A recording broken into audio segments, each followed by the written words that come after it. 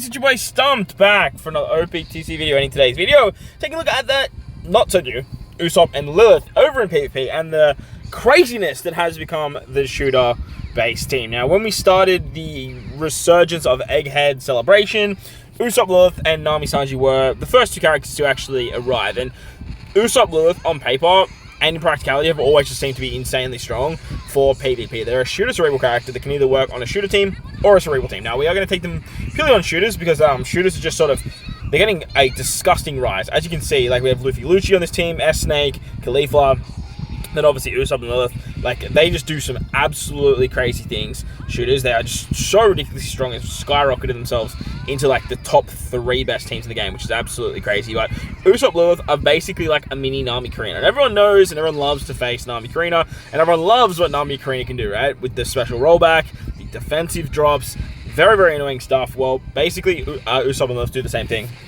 in terms of rolling back specials.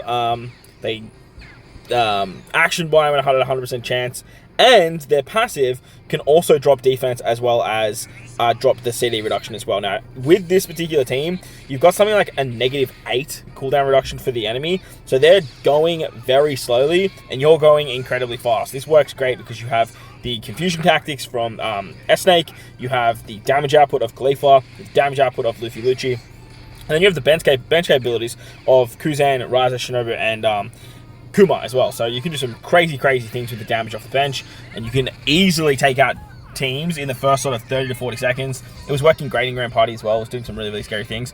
But in today's video, we're going to take on the new Big Four, actually. With the new PvP Pika comes a new driven powerhouse kind of fight, which has some really big names like Kato King, Big Mom Katakuri, and Blackbeard. So we're going to take that on, but we're still going to take on some of the bigger boppers as well, being the Weevil fight, as well as the Sentomaru fight and the Green Bull and Fuji fight. I think that fight's still pretty strong because of Roger Relic Bond, so you know, it does some scary things. But as you can see here, like, we just tore our way through the front lineup of this quick team, basically put them into shambles, and allowed us to sort of just win very comfortably within the back end because of all that special rollback that we have, the blow wave shenanigans. It works so damn well. And what you can actually do with the bench, you can sort of chop and change what you need, depending on who you're fighting and what you actually need in the front lines. For this fight, Esper works great because the force out mechanic is so strong. But for some of the other fights, Kuma's damage output's going to be better. Stuff like Kuzan's nerfing is going to be better, or Ryza Shinobu's ability to action one is going to be better.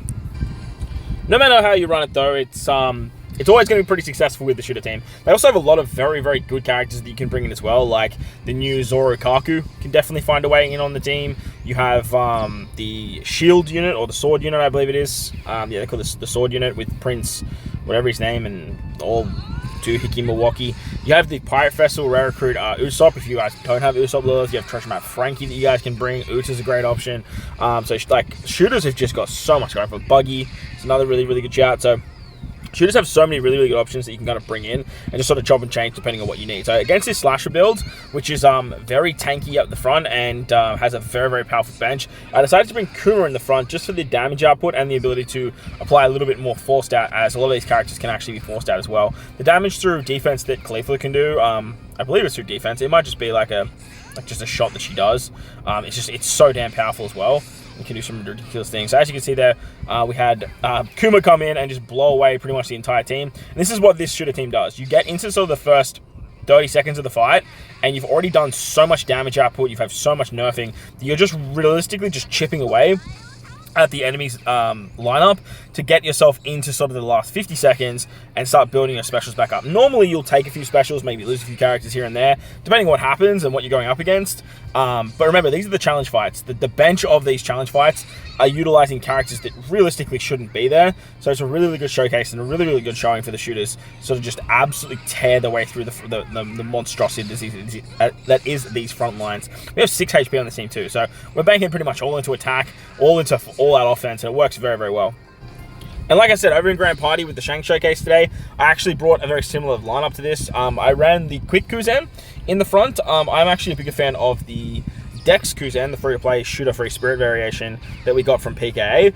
But you definitely can do some fun stuff with the Quick PvP Legend Kuzan as well. He's definitely a really good option because the core of the middle of the team being Khalifa, S Snake and himself are strength, dex, and quick, so you can do some fun stuff there. Get a lot of damage output and then just have him die and sort of let the rest of the units come in. But Usopp Lilith, they go very, very quick. As you can see, they're pretty much always going in the first 20 seconds. Then you have S Snake, who's also going in the first 20 seconds.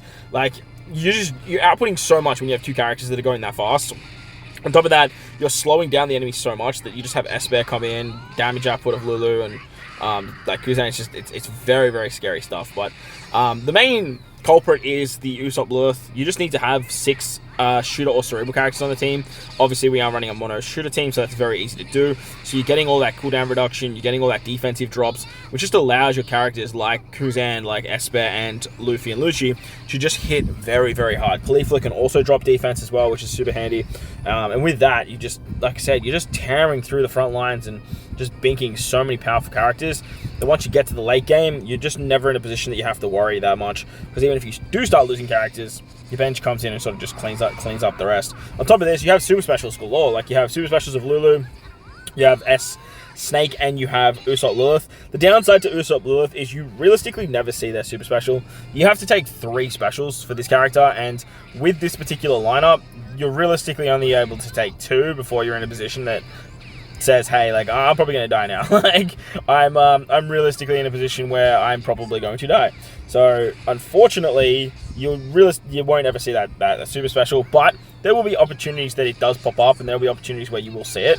But if it was 2, like right now, for example, you would always see it, and it would be so much better, because their super special is so damn strong, especially leveled in rank 5. You get a 50% HP, cooldown reduction. You get massive action binding abilities, and on 3 characters.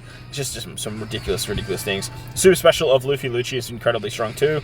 If you have that at level limit break 5, you also can just hit any powerhouse character. 2 powerhouse characters fighting 10,000 damage, which is ridiculously strong.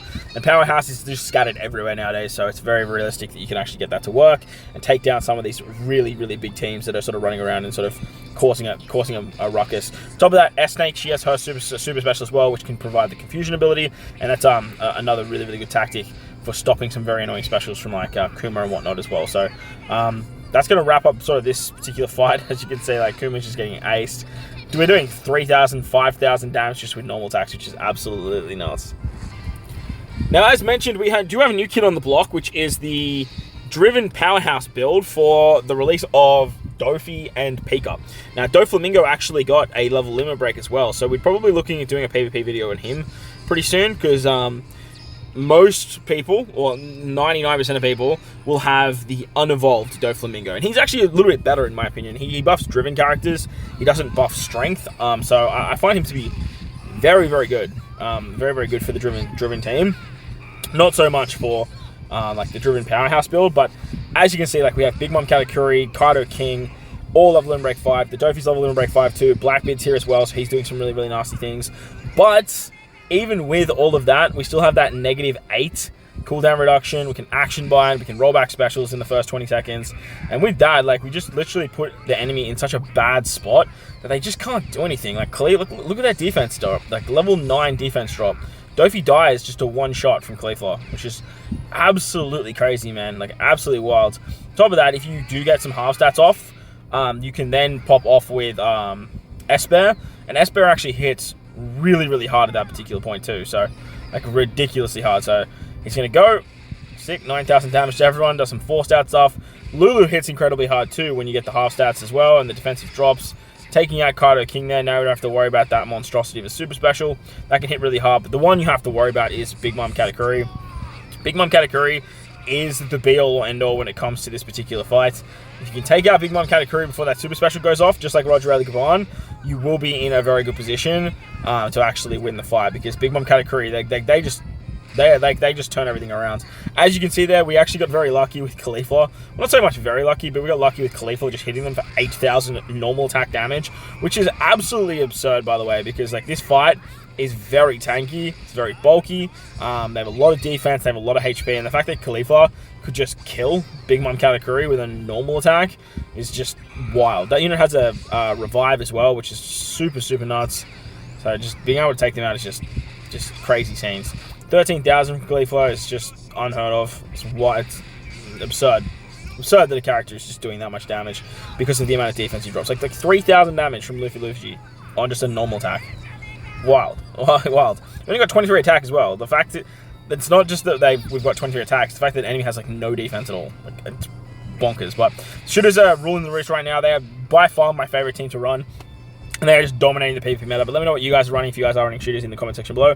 Way down there, but like button, hit the subscribe button, do all that good stuff. Most importantly, whether you guys are in this beautiful world, please make sure you enjoy the rest of your day. As always, homies, thank you all for watching. And I'll catch you on the next one.